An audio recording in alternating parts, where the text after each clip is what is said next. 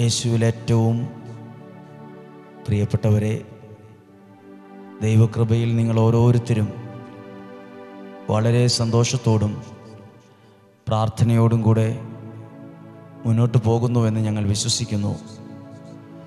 ദൈവം നിങ്ങളെയും നിങ്ങളുടെ പ്രാർത്ഥനാ നിയോഗങ്ങളെയും സമൃദ്ധമായി അനുഗ്രഹിക്കുകയും സഹായിക്കുകയും ശക്തിപ്പെടുത്തുകയും ചെയ്യട്ടെ എന്ന് പ്രാർത്ഥിക്കുകയാണ്.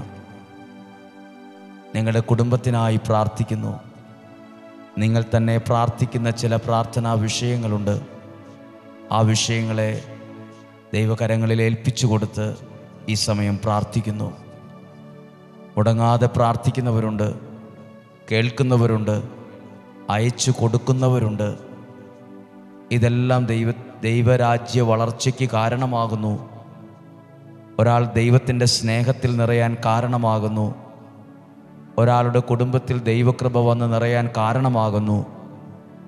ദൈവത്തിൻ്റെ അത്ഭുതകരമായ നടത്തിപ്പറിയാൻ കാരണമാകുന്നു. എല്ലാവർക്കും വേണ്ടി പ്രാർത്ഥിക്കുന്നു. നിങ്ങൾ എഴുതി അയച്ച എഴുത്തുകൾ, ഇമെയിലുകൾ, വാട്സപ്പ് മെസ്സേജുകൾ എല്ലാം വായിക്കുകയും പ്രാർത്ഥിക്കുകയും ചെയ്യുന്നുണ്ട്. ദൈവം നിങ്ങളെ സഹായിക്കട്ടെ. ഇന്ന് മനോഹരമായ ഒരു ദൈവവചനം ശ്രദ്ധിക്കുകയാണ്. ഉൽപ്പത്തി പുസ്തകം 21-ാം അധ്യായം 14-ാമത്തെ വാക്യം. അബ്രഹാം അതിരാവിലെ എഴുന്നേറ്റ് കുറേ അപ്പവും ഒരു തുകൽ സഞ്ചിയിൽ വെള്ളവും എടുത്ത് ഹാഗാറിൻ്റെ തോളിൽ വെച്ച് കൊടുത്തു. മകനെയും ഏൽപ്പിച്ചിട്ട് അവളെ പറഞ്ഞയച്ചു. അവൾ അവിടെ നിന്ന് പോയി ബേർഷെബ മരുഭൂമി ആ പ്രദേശത്ത് അലഞ്ഞു നടന്നു.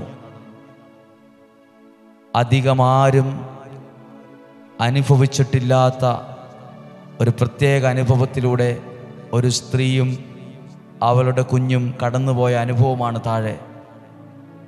ബേർഷെബ മരുപ്രദേശത്ത് മരുഭൂമിയിൽ അലഞ്ഞ് നടന്ന് ജീവിക്കാൻ ഒരു വീടോ താമസിക്കാൻ സൗകര്യങ്ങളോ ഒന്നുമില്ലാത്ത അവസ്ഥയെത്തി. അവസാനം മരണത്തിൻ്റെ വക്കിലെത്തി. താഴോട്ട് വായിക്കുമ്പോൾ അറിയാം, തുകൽ സഞ്ചിയിലെ വെള്ളം തീർന്നു പോയി. അവൾ കുട്ടിയെ ഒരു കുറ്റിക്കാട്ടിൽ കിടത്തി. കുഞ്ഞ് മരിക്കുന്നത് കാണാൻ വയ്യ എന്ന് പറഞ്ഞ് കുറേ അകലെ ഒരു അമ്പെയ്ത്ത് ദൂരെ എതിർവശത്തേക്ക് തിരിഞ്ഞിരുന്നു. കുട്ടിയുടെ കരച്ചിൽ ദൈവം കേട്ടു. ഈ വാക്യം വായിക്കുമ്പോൾ ഇന്നുവരെ അനുഭവിച്ചിട്ടില്ലാത്ത ഒരു സഹനത്തിലൂടെ, ഒരു വേദനയിലൂടെ കടന്നു പോകുന്ന ഒരാളാണെങ്കിൽ, എന്നെപ്പോലെ സഹിക്കുന്നവർ, വേദനിക്കുന്നവർ വേറെ ആരാ ഉള്ളത് എന്ന് ചിന്തിക്കുന്ന ഒരാളാണ് നിങ്ങളെങ്കിൽ, ആരും അനുഭവിച്ചിട്ടില്ലാത്ത ഒരു സങ്കടവും വേദനയും നിരാശയും നിങ്ങൾക്കുണ്ടെങ്കിൽ, ദൈവം ഇന്നുവരെ ആർക്കും കൊടുത്തിട്ടില്ലാത്ത വലിയ നന്മകൾ കൊണ്ടും നിങ്ങളെ അനുഗ്രഹിക്കും എന്ന് പറയാനാണ് ഈ വചനം നിങ്ങളോട് ശ്രദ്ധയിൽ കൊണ്ടുവന്നത്. ആരും അനുഭവിച്ചിട്ടില്ലാത്ത സഹനങ്ങളും വേദന എനിക്കുള്ളത് എങ്കിൽ, ആർക്കും ഇന്നുവരെ ദൈവം കൊടുത്തിട്ടില്ലാത്ത വിലയുള്ള ദൈവാനുഗ്രഹം നിൻ്റെ ജീവിതത്തിൽ ദൈവം തരുന്ന നാളുകൾ ഉണ്ടാകും. ഇന്നലകളിലെ സങ്കടങ്ങളും വേദനകളും മറക്കുന്ന വിധത്തിലായിരിക്കും നാളുകളിൽ ദൈവം നിന്നെ അനുഗ്രഹിക്കുക. ഇന്നലകളിലെ വിഷമങ്ങൾ, ഇന്നലകളിലെ വെല്ലുവിളികൾ, നിരാശ, സങ്കടം, വിഷമം അതൊക്കെ എന്നേക്കുമായി മറക്കുന്ന വിധത്തിൽ ദൈവത്തിന് നിന്നെ അനുഗ്രഹിക്കാൻ കഴിയും. ഇത്രയും സങ്കടത്തിലൂടെ കടന്നുപോയ വ്യക്തിക്ക് ദൈവം കൊടുത്ത അനുഗ്രഹമാണ് 21-ാം അധ്യായം 19-ാമത്തെ വാക്യം. ദൈവം അവളുടെ കണ്ണ് തുറന്നു. അവളൊരു കിണർ കണ്ടു. അവൾ ചെന്ന് തുകൽ സഞ്ചി നിറച്ച് കുട്ടിക്ക് കുടിക്കാൻ കൊടുത്തു. ദൈവം ആ കുട്ടിയോടുകൂടെ ഉണ്ടായിരുന്നു. അവൻ മരുഭൂമിയിൽ പാർത്തു. അവൻ വളർന്നു സമർത്ഥനായ വില്ലാളിയായി തീർന്നു. ഒരു വലിയ നന്മ അവിടെ വന്നു.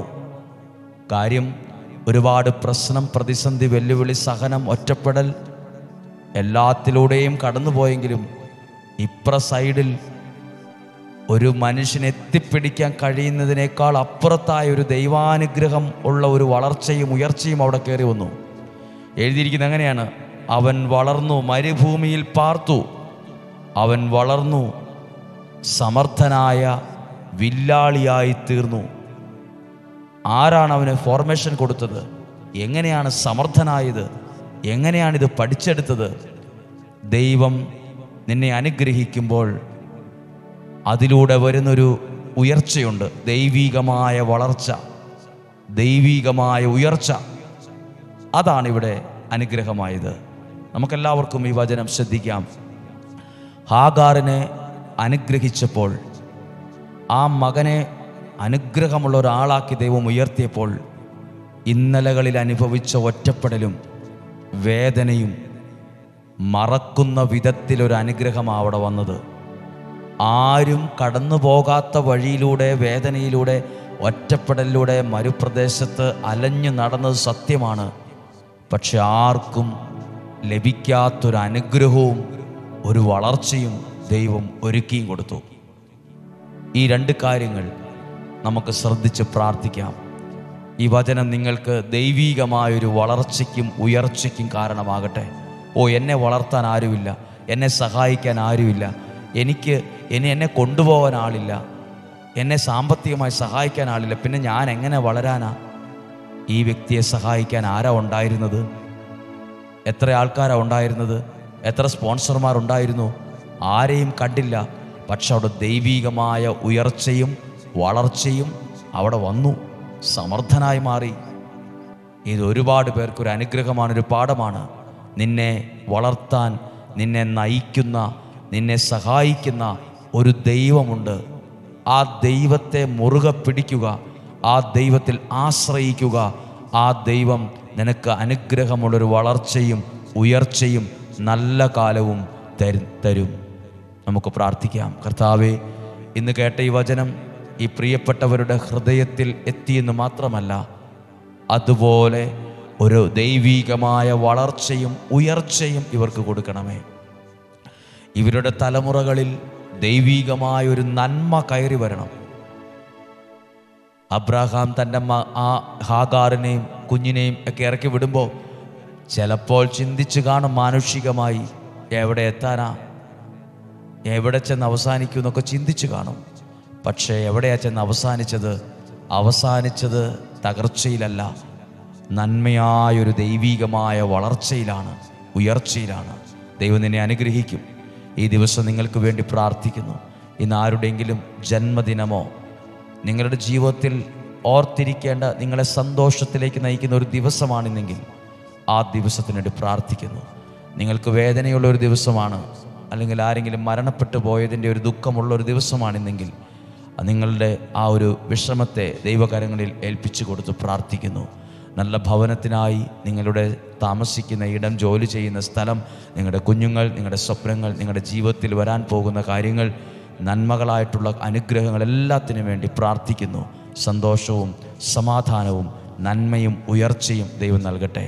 ഈശോയുടെ നല്ല ആശീർവാദം, നമ്മുടെ കർത്താവ് ഈശോ മിശിഹായുടെ കൃപയും പിതാവായ ദൈവത്തിൻ്റെ സ്നേഹവും പരിശുദ്ധാത്മാവിൻ്റെ സഹവാസവും നിങ്ങളോടുകൂടെ, നിങ്ങളുടെ ഭവനത്തിൽ, നിങ്ങളുടെ വ്യക്തി ജീവിതത്തിൽ, നിങ്ങളുടെ പ്രാർത്ഥന ആവശ്യങ്ങളിൽ, നിങ്ങളുടെ ആരോഗ്യത്തിൽ, നിങ്ങളുടെ വരുമാന മാർഗങ്ങളിൽ, സഞ്ചരിക്കുന്ന വാഹനങ്ങളിൽ, ഇടപാടുകളിൽ, നടത്താൻ പോകുന്ന ഇൻ്റർവ്യൂ, എഴുതാൻ പോകുന്ന എക്സാം, നിങ്ങളെടുക്കുന്ന തീരുമാനങ്ങൾ, നിങ്ങളുടെ ചില പ്രാർത്ഥന നിയോഗങ്ങൾ സകലതും അനുഗ്രഹമായി തീരട്ടെ. രോഗാവസ്ഥയിലാണോ, നിങ്ങൾക്കൊരു സൗഖ്യമുണ്ടാകട്ടെ. നിങ്ങൾ നിരാശയിലാണോ, നിങ്ങളുടെ മനസ്സിൽ പ്രതീക്ഷ വന്നു കയറട്ടെ. നിങ്ങൾക്ക് കുടുംബത്തിൽ വിഷമങ്ങളുണ്ടോ, അത് മാറട്ടെ. സമാധാനം നിറയട്ടെ, സമാധാനം നിറയട്ടെ. ഉയർച്ച, ദൈവികമായ ഉയർച്ചയുണ്ടാകട്ടെ. ദീർഘായുസ്സും നല്ല ആരോഗ്യം ഉണ്ടാകട്ടെ. രോഗങ്ങളിൽ നിന്നും, അപകടത്തിൽ നിന്നും, ദുർമരണത്തിൽ നിന്നും, മൂപ്പെത്താത്ത മരണത്തിൽ നിന്നും, ചതിയിൽ നിന്നും, വഞ്ചനയിൽ നിന്നും, നിരാശയിൽ നിന്നും ദൈവം നിങ്ങളെ സംരക്ഷിക്കട്ടെ. നിങ്ങളുടെ ജീവിതം ദൈവിക സംരക്ഷണത്തിലാണ്. നിങ്ങൾക്ക് വേണ്ടി പ്രാർത്ഥിച്ച് അനുഗ്രഹിക്കുന്നു. ഈശോയുടെ നാമത്തിൽ ഇപ്പോഴും എപ്പോഴും എന്നേക്കും ആമേൻ. ദൈവം നിങ്ങളെ സഹായിക്കട്ടെ. ഈ വചനം നിങ്ങൾക്ക് ദൈവികമായൊരു വളർച്ചയ്ക്കും ഉയർച്ചയ്ക്കും കാരണമാകട്ടെ. സാധിക്കുന്ന എല്ലാവർക്കും ഇത് അയച്ചു കൊടുക്കുക. അവരത് കേൾക്കട്ടെ, അവരത് മനസ്സിലാക്കട്ടെ. ആമേൻ. ഒപ്പം ഈ മാസം 26-ാം തീയതി വൈകുന്നേരം 7 മുതൽ 8 വരെ ഡെയിലി ബ്ലെസ്സിങ്ങിലും നിയോഗ പ്രാർത്ഥനയിലും പ്രയർ വിങ്സിലും ഒക്കെയായ അംഗങ്ങളായിട്ടുള്ളവരുണ്ട്, കൂട്ടായ്മയിലുള്ളവരുണ്ട്. എല്ലാവരും ഒരുമിച്ച് കൂടി നിങ്ങൾക്ക് വേണ്ടി ഒരു നിമിഷം പ്രാർത്ഥിക്കുന്നുണ്ട്. ആ ഒരു സമയത്ത് പ്രാർത്ഥിച്ചൊരുങ്ങാം. ആ സമയം നമുക്ക് ക്രമീകരിക്കാം. ദൈവം നിങ്ങളെ സഹായിക്കട്ടെ. നാളെ നമുക്ക് 5:30 ഒരുമിച്ച് കാണാം, ഒരുമിച്ച് പ്രാർത്ഥിക്കാം. ദൈവം നമ്മളെ സൂക്ഷിക്കട്ടെ. ആമേൻ.